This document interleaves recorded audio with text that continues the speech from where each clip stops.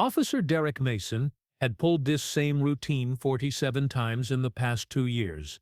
Find a black driver in an expensive car, manufacture a reason for a traffic stop, plant drugs during the search, and watch another life get destroyed by the system. Tonight felt no different as he stepped out of his patrol car and approached the silver Lexus. The driver looked nervous.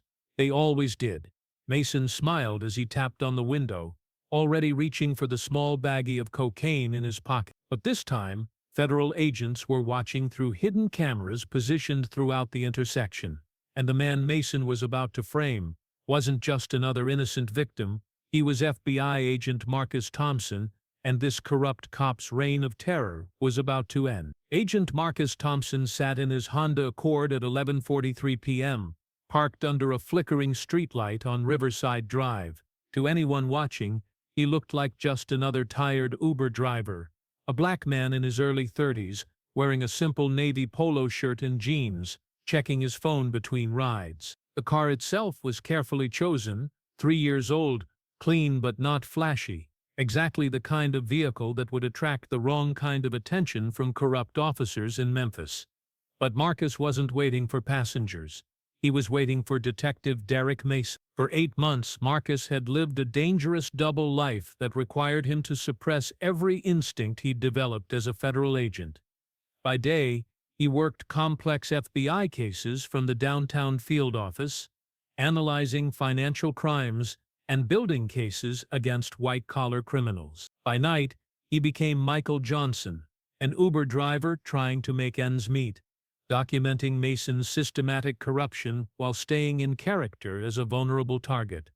The transformation wasn't just about clothes and cars. Marcus had to learn to speak differently, to hold his shoulders in a way that suggested someone beaten down by life rather than someone trained to take control of dangerous situations. He had to master the art of appearing nervous without seeming suspicious, of asking the right questions without revealing his law enforcement background. The FBI had received 17 formal complaints about Mason planting drugs on innocent black drivers over the past year. But complaints weren't convictions. Mason was careful to target people who wouldn't be believed in court, young men with no resources, immigrants afraid of deportation, people with minor criminal records that prosecutors could use to discredit them. The system was designed to take Mason's word over theirs, and he knew it. That's where Marcus came in. If Mason was going to frame someone, it might as well be someone who could document every illegal action and turn it into federal evidence. Tonight, after months of careful planning and preparation, all of that work would finally pay off. Marcus touched the small recording device hidden in his shirt collar, feeling the familiar weight of the wire taped to his chest. The equipment was state-of-the-art, designed to capture even whispered conversations with crystal clarity. In his rearview mirror, he could see the unmarked surveillance van parked 3 blocks away, where Agent Jennifer Walsh and her team monitored his every move through high-definition cameras strategically positioned throughout the intersection. The operation had taken months to plan. FBI technicians had installed cameras in traffic lights, storefronts, and even fake construction equipment to ensure complete coverage of the area. Marcus's Honda was equipped with multiple hidden recording devices, GPS tracking, and a panic button that would summon backup within seconds if things went wrong. The cocaine that Mason would inevitably try to plant was already waiting in the car, but not where Mason would put it. The FBI had replaced it with a special mixture of powdered sugar and chemical markers that would leave Mason's fingerprints glowing under forensic analysis. Every piece of evidence Mason touched would tie him directly to the crime, making his guilt undeniable in court. Marcus had memorized every detail of his Michael Johnson identity. Born in Chicago, moved to Memphis for work, divorced, no children, struggling to make ends meet, driving for Uber. The backstory was thorough enough to withstand scrutiny but simple enough to remember under pressure. His fake apartment had been rented and lived in for weeks, complete with bills, photographs, and personal items that would support his cover story. But the most challenging part wasn't the technical preparation. It was the psychological toll of watching Mason destroy innocent lives while being unable to intervene. Over the past 8 months, Marcus had witnessed Mason pull over at least a dozen drivers who fit the profile. Each time, Marcus had to fight every instinct to help, knowing that blowing his cover would destroy the larger case and allow Mason to continue operating with impunity. Tonight, all of that careful preparation and personal sacrifice would finally pay off. Everything was ready. At 11:47 p.m., Mason's patrol car turned onto Riverside Drive. Derek Mason was a 42-year-old corrupt cop with 18 years of experience exploiting the system. He had the thick build of a former high school football player who'd let himself go, with graying hair buzzed short and pale blue eyes that never seemed to show warmth. Mason had learned early in his career that the system was designed to protect officers like him, and he'd spent nearly 2 decades exploiting that protection with calculated precision. His method was devastatingly simple, but brutally effective. Target young black men driving cars that seemed too nice for their apparent income level, pull them over for minor infractions like expired registration or failure to signal, then plant drugs during the inevitable search. The victims faced an impossible choice: plead guilty to avoid trials they couldn't afford, or fight charges backed by Mason's testimony, which judges and juries almost always believed over the word of defendants.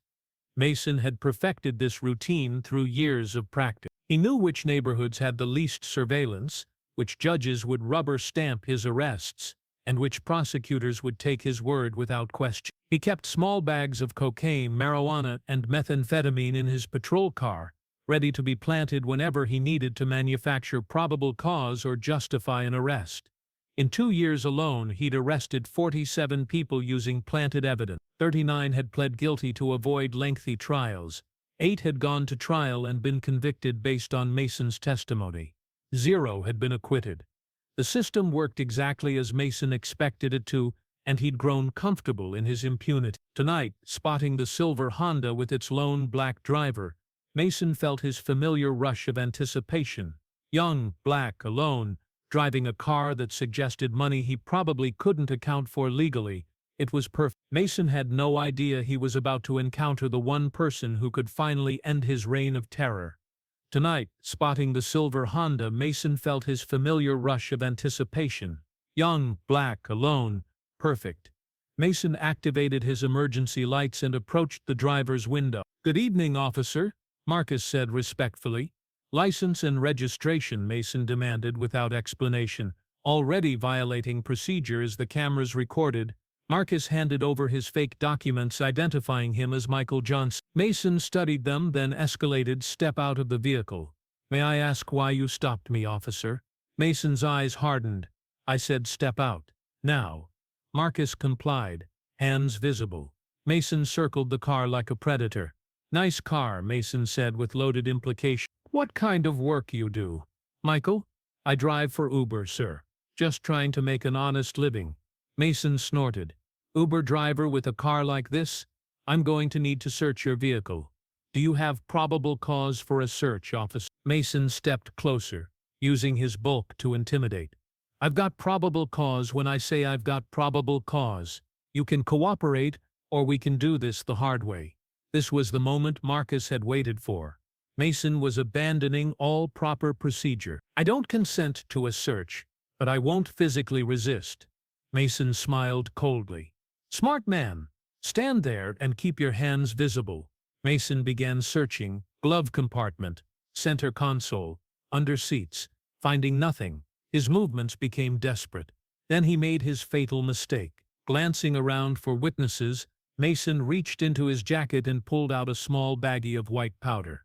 Marcus's pulse quickened as Mason dropped it under the driver's seat, then immediately discovered it. "Well, well, well," Mason called out loudly for the recording devices. "What do we have here? Looks like cocaine to me." The baggie contained powdered sugar with a special chemical marker that would show Mason's fingerprints under FBI analysis. Every second was recorded from multiple angles. "Turn around and put your hands behind your back." As the handcuffs clicked around his wrists, Marcus felt a complex mix of emotions. There was relief that the dangerous undercover phase was finally over, satisfaction that Mason had taken the bait exactly as predicted, and a cold anger at watching a corrupt officer perform his routine with such casual confidence. Marcus had seen evil before in his FBI career, But there was something particularly disturbing about Mason's systematic destruction of innocent lives, the way he treated human beings as nothing more than statistics to boost his arrest record. The handcuffs were tighter than necessary, another small power play in Mason's toolkit of intimidation. Marcus forced himself to wince slightly, playing the role of the frightened citizen one last time. Inside, he was calculating. Mason had just committed multiple federal felonies on camera, and every word he'd spoken was being recorded for federal prosecutors. But Marcus also felt a heavy responsibility.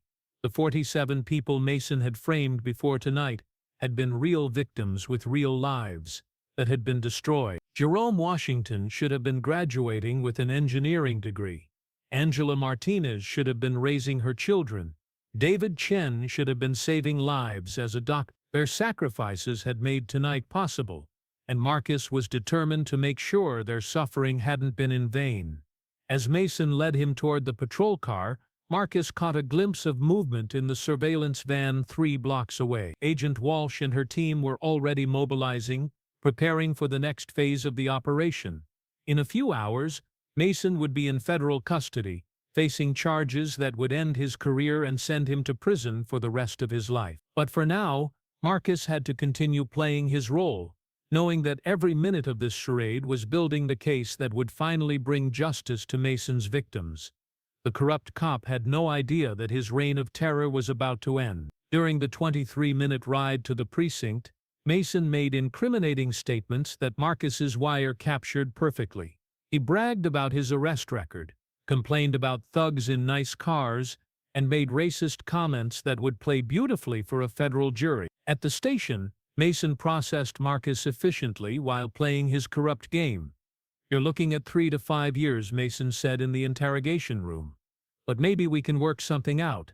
Help us understand how the drug trade works in your neighborhood." Classic corrupt cop move, asking Marcus to become complicit in future frame-ups.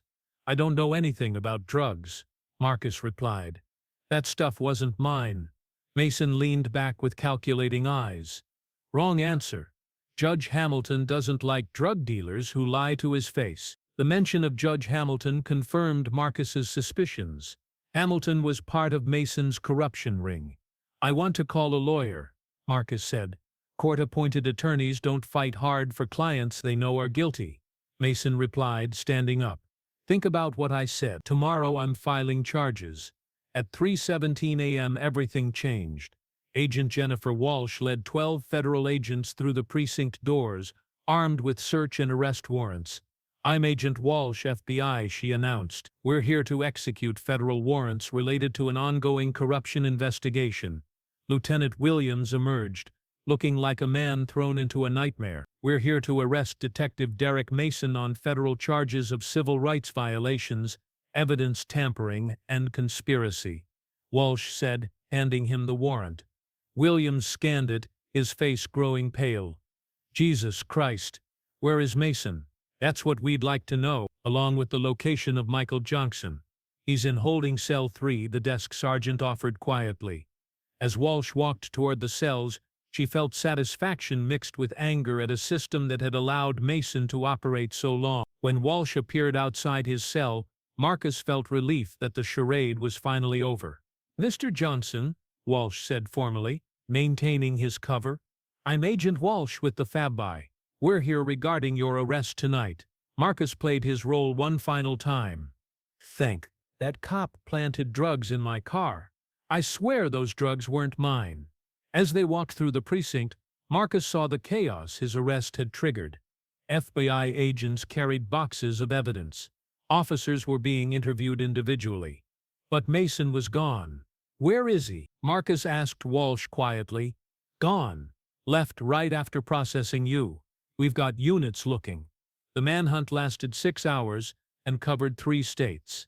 At 9:23 a.m., Highway Patrol spotted Mason's black F-150 speeding toward Mississippi. When they tried to pull him over, Mason accelerated, leading them on a high-speed chase over 100 miles. The chase ended when Mason lost control on a curve. The truck rolled 3 times before stopping in a cotton field. Mason survived with broken ribs and a concussion. As paramedics loaded him into an ambulance, Mason made his final mistake. Still groggy from the head injury, he began talking to the state trooper. "They don't understand," Mason muttered. "These people, they're animals. Someone's got to keep them in line." The trooper, recording on his body camera, let Mason continue. "I planted evidence, prove it. My word against some drug dealer's word, who's the jury going to believe? I've been doing this for 20 years. By the time Mason realized what he'd said, it was too late. His confession was recorded and would become Exhibit A in his federal trial. But remember, this story goes deeper than just one corrupt cop. As we'll see, Mason wasn't operating alone. He was part of a network of corruption that included other officers, supervisors, and even judges. The question isn't just how one man got away with destroying so many lives, but how an entire system failed to stop him until federal agents stepped in. The investigation expanded rapidly as 47 victims came forward, each with their own heartbreaking story of how Mason had destroyed their lives. Jerome Washington, a 19-year-old college student whose scholarship was revoked after Mason's planted cocaine cost him his future in engineering. Angela Martinez, a single mother who lost custody of her 2 children after Mason planted methamphetamine in her purse during a traffic stop. David Chen, a medical student who was expelled from school after Mason planted marijuana in his backpack, destroying his dream of becoming a doctor and helping people. Each victim's story followed the same pattern: a routine traffic stop that escalated into a search, the discovery of drugs they'd never seen before, and a criminal justice system that took Mason's word over theirs. Many had tried to fight the charges, but Mason's testimony was seen as unshakable. After all, why would a police officer lie? The psychological impact went far beyond the legal consequences. Jerome Washington described feeling like his entire identity had been stripped away. "I went from being an honor student with a full scholarship to being a convicted drug dealer overnight," he testified. "My professors looked at me differently. My friends stopped calling. My family wondered if they really knew." Angela Martinez spoke about the trauma of having her children taken away. "My daughter was only 4 when they put me in handcuffs. She kept asking why the police were taking Mom. I couldn't explain to her that a police officer had lied about me, because she needed to trust police officers to keep her safe." David Chen's dreams of becoming a doctor were replaced by a daily struggle to find employment with a felony drug conviction on his record. "I wanted to save lives," he said quietly during his testimony. "Instead, I'm processing lab samples because one corrupt cop decided to destroy my future for his own entertainment." One by one, 47 lives systematically destroyed by a man who was supposed to protect and serve them. The corruption investigation that followed would become one of the most comprehensive police misconduct cases in FBI history. Federal agents spent months meticulously tracing Mason's network, analyzing financial records, interviewing witnesses, and building an airtight case that would withstand any legal challenge. What they discovered was even worse than they'd initially suspected. Mason hadn't been operating alone. Detective Ray Thompson, his longtime partner, had been present during many of the planted evidence incidents and had helped corroborate Mason's false testimony. Sergeant Mike Davies, who supervised their unit, had received multiple complaints about Mason's tactics, but had buried them in departmental bureaucracy, protecting Mason from oversight in exchange for the unit's impressive arrest statistics. Most disturbing of all was the involvement of Judge Hamilton, who had presided over most of Mason's cases.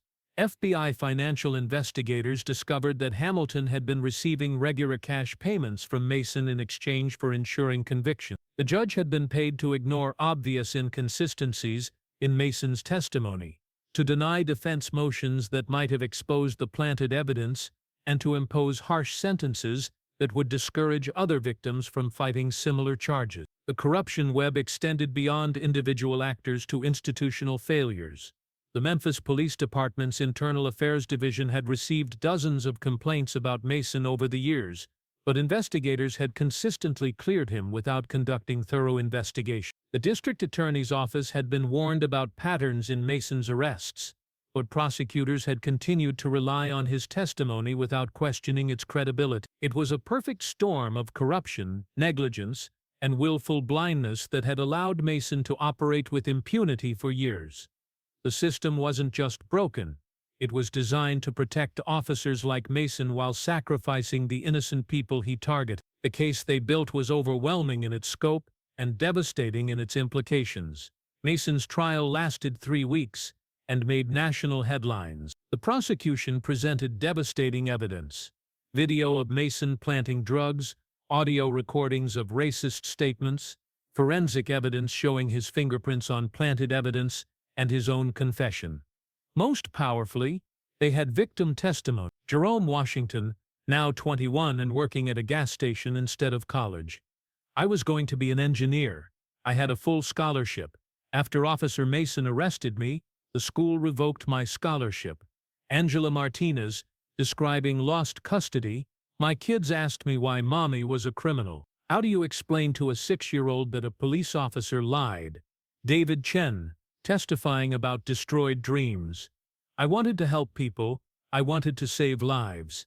Instead, I'm processing lab samples because a corrupt cop decided to destroy my future. After 4 hours of deliberation, the jury returned guilty verdicts on all 37 counts.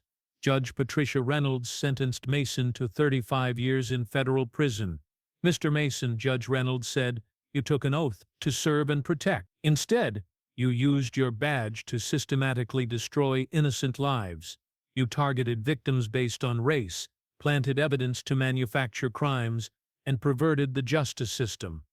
Mason showed no emotion as he was led away in shackles, but several victims wept with relief. The FBI's investigation exonerated everyone Mason had framed. Jerome Washington was readmitted to university with a full scholarship. Angela Martinez regained custody and found employment. David Chen was accepted into medical school. Marcus Thompson was promoted to supervisory special agent, leading a new FBI unit focused on police corruption cases. 6 months later, Marcus received a letter from Jerome Washington.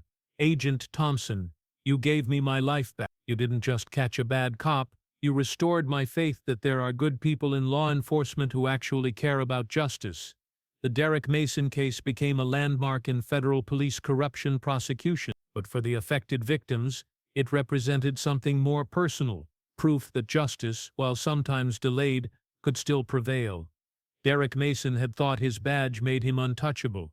He'd believed his position gave him the right to destroy innocent lives. He'd counted on a system that would protect him regardless of his crimes.